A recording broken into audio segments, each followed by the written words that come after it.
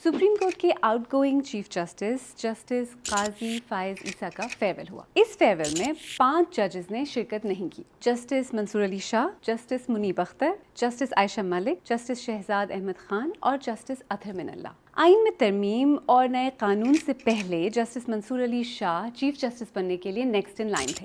उन्होंने अपने फेयरवेल न अटेंड करने के रीजंस एक खत में शेयर किए। इसमें उन्होंने काजी फायज ईसा के बारे में काफ़ी अनफ्लैटरिंग बातें की और कहा कि उनका ज़मीर ऐसे चीफ जस्टिस के फेयरवेल में शिरकत की उन्हें इजाज़त नहीं देता। साइक्लोन दाना इंडिया की ईस्टर्न स्टेट्स ओडिशा और वेस्ट बंगाल की तरफ बहुत तेज़ी से बढ़ रहा है और अथॉरिटीज़ इसके रास्ते में रहने वाले तकरीबन 15 लाख लोगों को इवैक्यूएट कर रही हैं। एक्सपर्ट्स के मुताबिक ये तूफान अगले 24 घंटों में इन इलाकों तक पहुंच जाएगा और ऑलरेडी दर्जनों ट्रेन्स और फ्लाइट्स को कैंसिल कर दिया गया है और नुकसान को मिनिमाइज करने के लिए हज़ारों रिलीफ वर्कर्स को डिप्लॉय कर दिया गया है। गजा में एक मकामी हॉस्पिटल के मुताबिक नुसीरत रेफ्यूजी कैंप में एक स्कूल पर इसराइली एयर स्ट्राइक में कम से कम 17 अफराद हलाक हुए हैं और हलाक होने वालों में 9 बच्चे शामिल हैं।